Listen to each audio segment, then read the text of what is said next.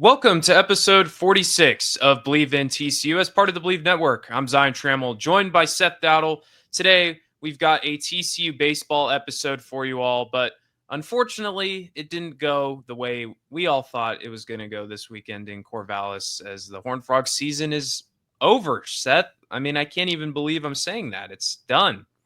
You know, when the weekend started, I had planned, to write a big, long, regional recap for TCU at one point, hoping that maybe it would be on Monday or on Tuesday. I wrote it on Saturday night. Saturday night. The season was over. Yep. TCU played their first regional game at 2 p.m. on Friday, and then their season was over at 5 p.m. the next day. Crazy. Yeah. Just like that. Just like that. Like at the snap of a finger. It was over. I really look.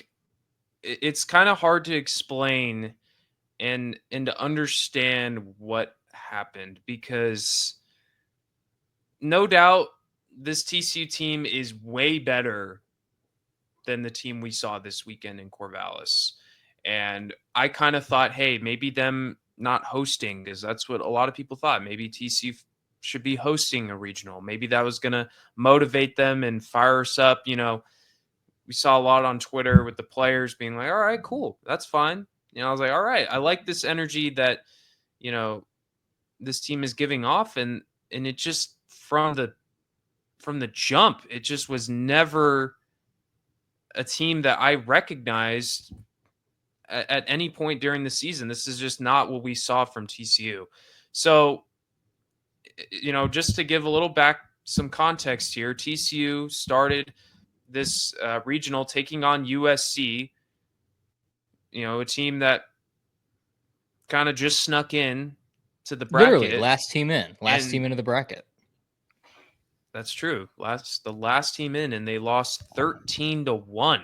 I mean, inexplicable with their ace, Tommy Lepore, who's been tremendous all season long. He goes 3 innings, 6 hits, 3 runs, 5 strikeouts. He's done after 3 innings. Luis Rodriguez comes in, a guy who is great in the Big 12 tournament, good out of the bullpen, 2 1/3, 3 runs, 5 hits. He's done. And just like that, TCU's in a 6-0 hole or 6-1 hole in the 6th inning, and they couldn't overcome it. Yeah, and we talked about this a little bit in our regional preview last week about how this team is kind of built more on the bats saving this pitching, and that we had hoped that maybe further down the line in a regional where the pitching is thinned out, right? You've used a lot of arms, that maybe the bats could buoy you to wins, because they had done that a lot toward the latter end of the season. I look at those series against like Cincinnati and UCF, where it literally was in BYU. It was literally just a slugfest for a big portion of those series, where TCU had to score runs and runs and runs in order to win those games, and they were able to do it because the bats were good enough. But when they were hit with adversity really, really soon, they were punched in the mouth right out of the gate, as you mentioned, against USC. The bats never came alive. Aside from that Sawyer Strasnyder homer that happened in the early going, that was it. And USC just kind of piled it on. And I think as we got further into that game, Sarlos and the staff realized that this game was unwinnable, that they were going to have to just kind of stockpile arms for a really, really long potential trip in the losers bracket. And so that's kind of how that game gets out of hand.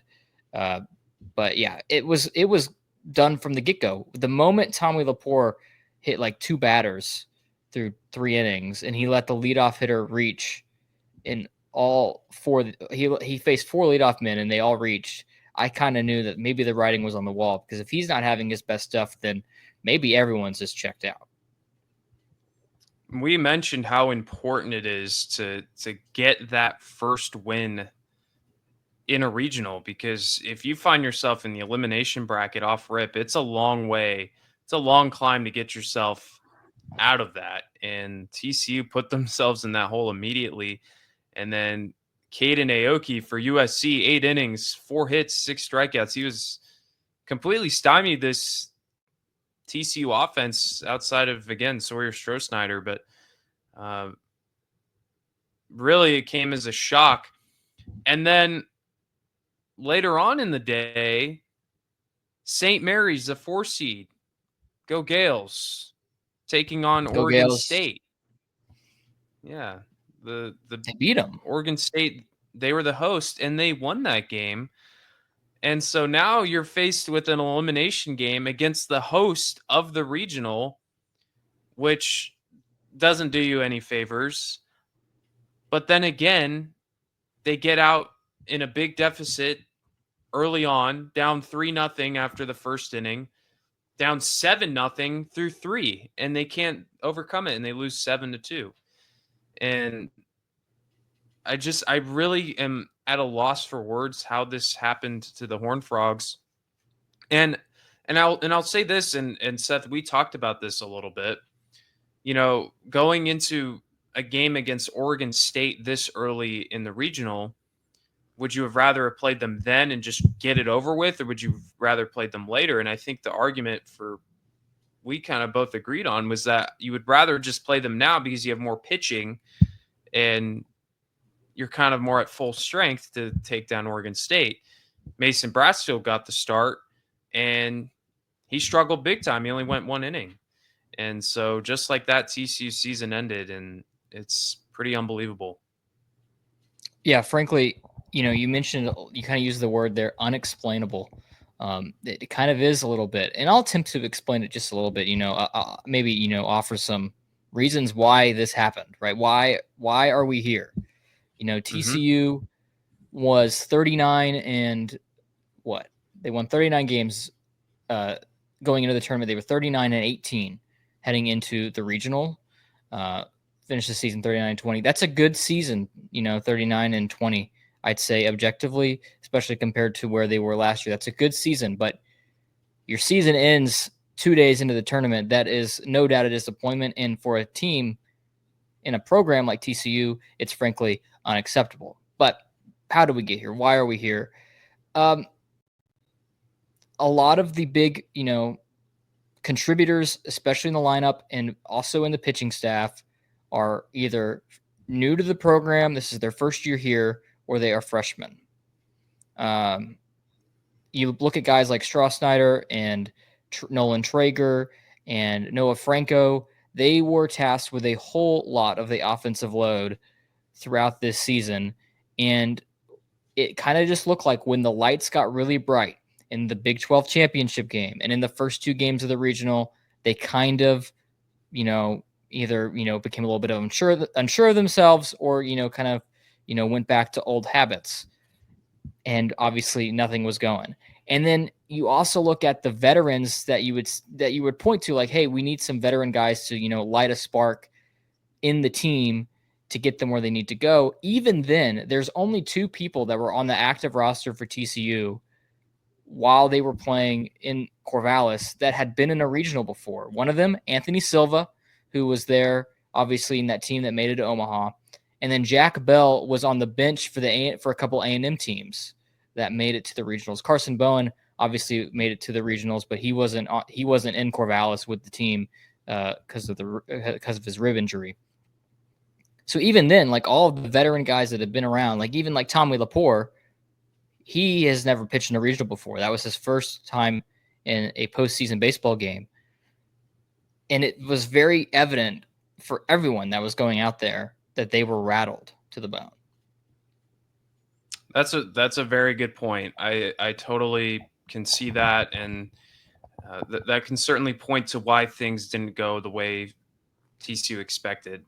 I think that Carson Bowen injury was pretty critical, and I guess that aspect of it is something I overlooked. I was like, well, yeah, Nolan Traeger, he's a guy that can fill in for those shoes, but you don't consider that being able sometimes is having that experience of playing postseason baseball, and Carson Bowen was playing some of his best ball in the playoffs a couple years ago, for the regionals and all the way to Omaha. So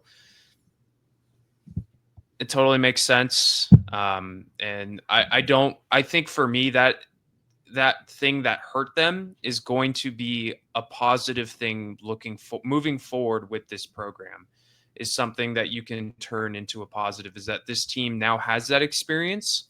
They're still very young. A couple guys have entered the transfer portal, but we'll discuss that in a later episode. But you have a lot of guys now you have the guys that have that experience. They know what it's like to lose now, how bad that feels, and it's not fun. And you hope that if you can keep that core together, that they can come back within next year or the year after, having that experience, knowing what playoff baseball is like at the end of May and early June, and you can build off of that, because this team has a really good young core that you would like to keep together, and they can do special things here within the next couple seasons. Totally fair, right? How you can see like building off of this and spin it into a positive. I will say, on the front of like they're young and inexperienced, right? Both of those things, young and also older players that are inexperienced when it comes to playing in this stage. It's the task of the coaching staff to get them ready for the moment. Mm-hmm. And that was clearly not happening. I don't think Kirk Saarloos' job is on the line. I saw maybe some TCU fans jumping a bit ahead of themselves, claiming that was something that needed to happen. I will say this, though. TCU has been in a regional, or has made the tournament 3 out of the 4 years that he's been the head coach here. And one of those, they made it to the Final Four in the College World Series. That is unabashedly, I would say, a success. It was hard. It was always going to be hard to repeat what Jim Schlossnagle was able to do from like 2014 to 2017, where they made the College World Series 4 years in a row. That I feel like was always an unattainable goal, but that, whether they like it or not, is somewhat of the standard now. If you've been able to do that at TCU, that's something that you want to repeat. That being said, Saarloos has not brought a team to host a regional in his 4 years here. They have not hosted since 2021. That was Schlossnagle's last season here, where they were also bounced by Oregon State. A little symmetry. It doesn't hurt anybody. Yeah. And you got to look at what Saarloos was kind of brought in to do. He was the pitching coach on those Schlossnagle teams. And I'd say the worst part of TCU's game throughout his tenure has been the pitching staff, by far. The most unreliable. There has been good pitchers on these teams. Tommy Lepore, Peyton Tolley, Ben Abel. Ben Abel, right? But a lot of other guys have been more flashes in the pan. Cole Klecker was good his freshman year, and he really hasn't been that good since. Braden Sloan was good for, 5 weeks, and then he kind of became back to what he used to be. Luis Rodriguez has really been one of the most up and down pitchers I've ever seen in college baseball. He has been good and then bad and then good and then bad, and you never really know what you're going to get on a given day. It has been not that consistent, and it's been really hard for TCU to find a reliable 3 guys to go on a weekend, let alone build out a good bullpen. And that is really disappointing given what this offense was able to do this year. I feel like if the pitching had just been a little bit more reliable, and I know that Ben Abel got hurt, and I know that the plan for this year would have been a lot different if Ben Abel was able to go on Fridays like they wanted him to.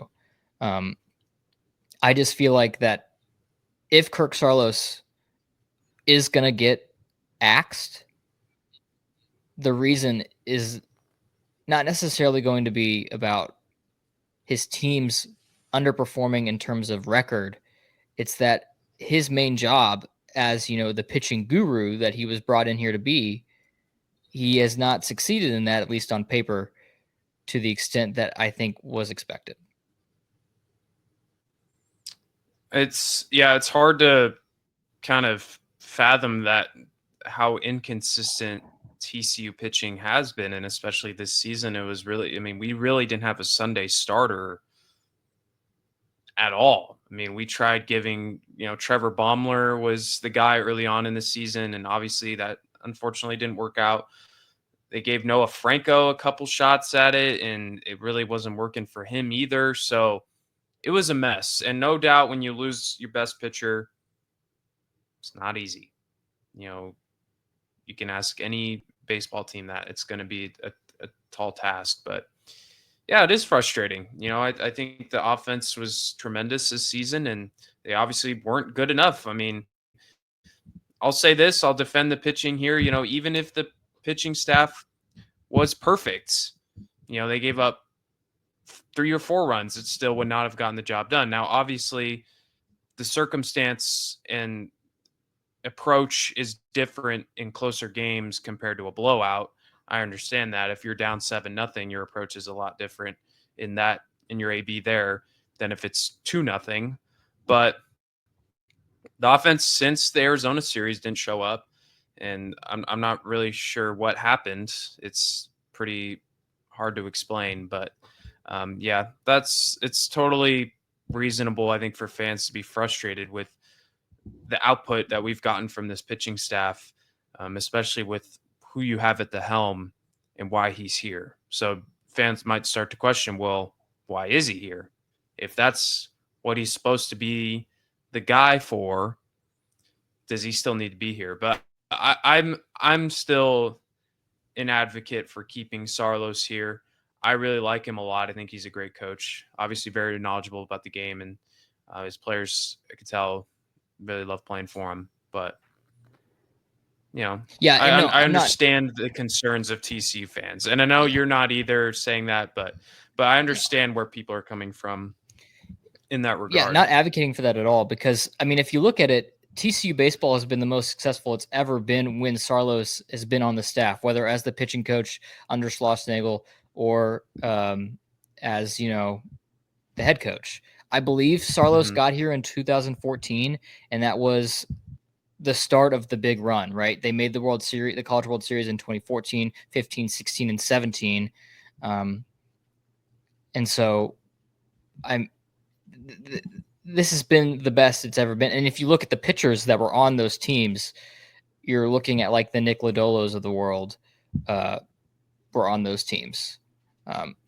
So it's I'm not advocating for him to lose his job. I'm just saying that if things are to improve, that's one thing that needs to improve. Definitely is, hey, this is what you Hmm. are marketed as being good at.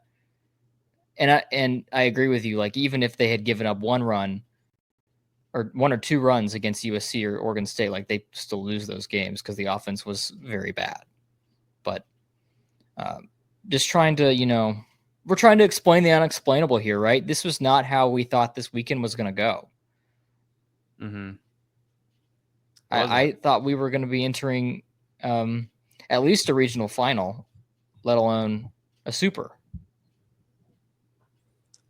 Yeah, they had a great end to the season, and you thought that Arizona game was like, well, okay, it is what it is. On to bigger and better things, and it just never recovered from there. So it's again, like Seth just said, we're trying to navigate how this could have happened because this was a very successful regular season for TCU baseball, and when as a fan, you expect bigger and better, and I'm sure the players and the coaches feel way more disappointed than we could possibly be. But you just gotta try to focus on next season, and we're not done with TCU baseball talk. We're gonna be talking about the transfer portal.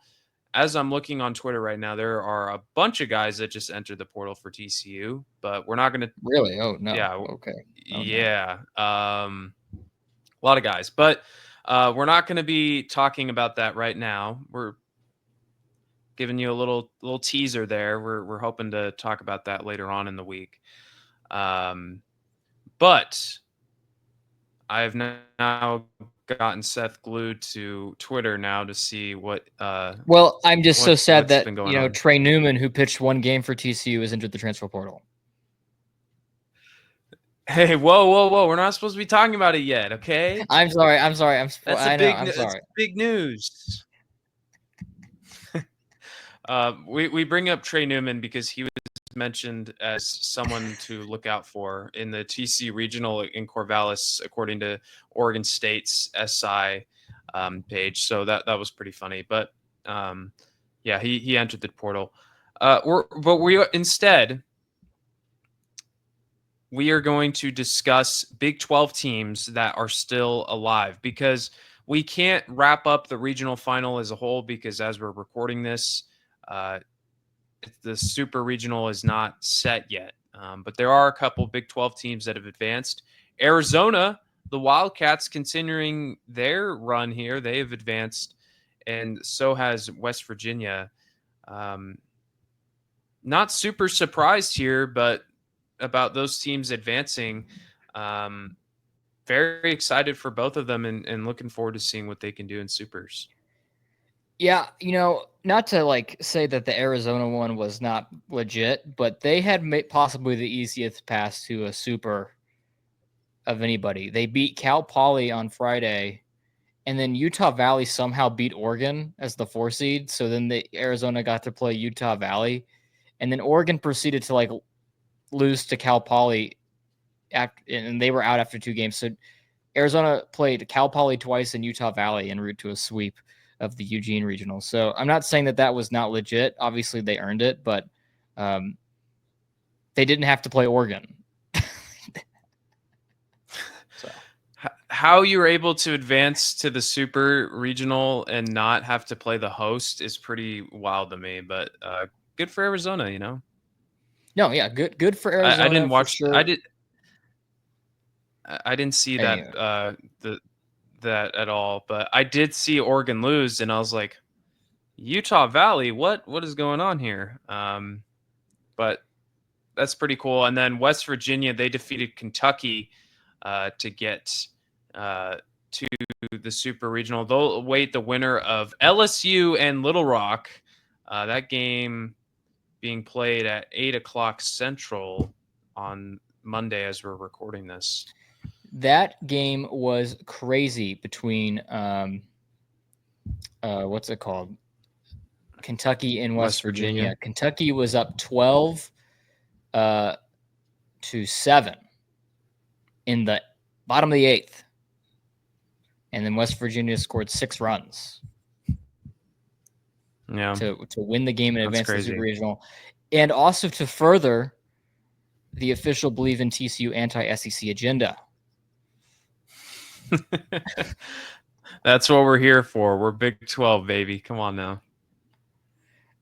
You're telling me, and we were talking a little bit about this before the show, you're telling me that if there's a world and if everything breaks how it needs to break, where the SEC and the Big 12 have the same amount of teams in the Super Regionals, yet the SEC got 13 of their teams into the tournament. 8 of them were hosting.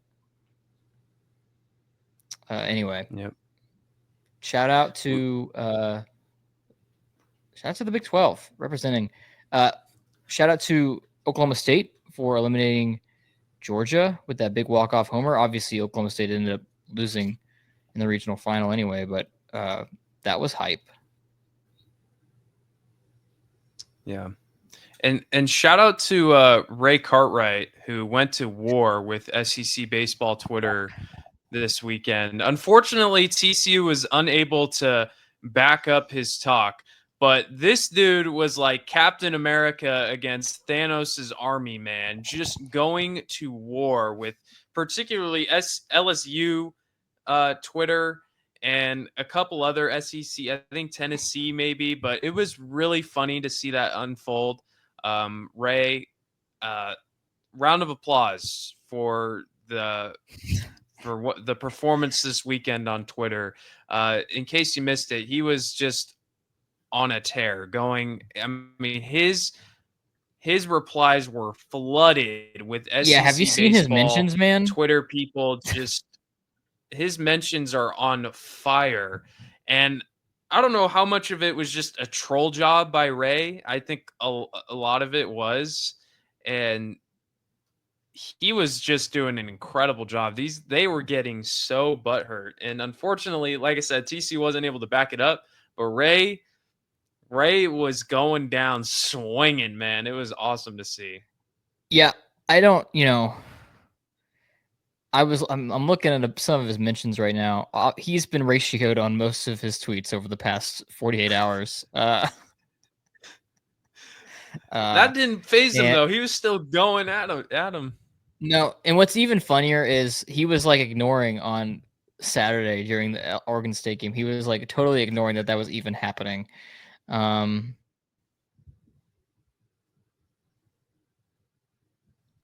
Yep. For the past like 24 hours, maybe even longer than that, right? He was tweeting about how LSU and all of them were how SEC kind of rigs it for themselves to get all these teams into the tournament and whatnot. And all these LSU fans coming out of the woodwork. Now it's gonna be funny if when this podcast goes out and we all find out that Little Rock beat LSU. But anyway, that hasn't happened yet. And he's tweeting about this. They're all getting up in his business. To the extent where he's tweeting anything and everything, and they're still ratioing him about it. He tweeted a Bible verse, and LSU fans were in the mentions. He tweeted Acts 17:30, which says, in the past, God overlooked such ignorance, but now he commands all people everywhere to repent. Oh, that's awesome. And they were they were quite mad at him for that. Yeah, he definitely it was quite a battle. And I met Ray through at a TCU volleyball press conference. Very nice guy. But man, he was pissing off SEC Twitter this weekend. And it was a little embarrassing that, the talk was as confident as it was, and our baseball team couldn't back it up. But hey, it is what it is. You just got to take the L's sometime. So, anyways, I think Seth, he just texted me, my computer completely froze. I just have an image of him smiling. It's okay though. He had to leave, I guess, or his computer froze. But we were gonna wrap up anyways. It's all good. We're gonna finish this episode. Thank you all for tuning in. Again, it was a frustrating end to the season for TCU baseball. Definitely not the result we wanted, but there's still a lot of optimism. There is, a young core that hopefully Sarlos can keep together for the most part. We're going to be talking about the Super Regionals this weekend, a recap of all of these games going on Monday. And then we'll go ahead and preview all that, recap it, and then we'll also talk about the transfer portal. Try to get some TCU insiders on here to discuss what's going on with Frog Ball and the transfer portal, because that will be heating up over the next 24 to 48 hours, I'm sure, and probably for the rest of the week. So thank you all for tuning in. You can follow us on Instagram, subscribe to our YouTube page, or listen to us wherever you get your podcasts, all at Believe in TCU. So for Seth Dowdle, whose computer froze, I'm Zion Travel. Thank you all for tuning in, and we'll see you guys next time. And as always, go Frogs.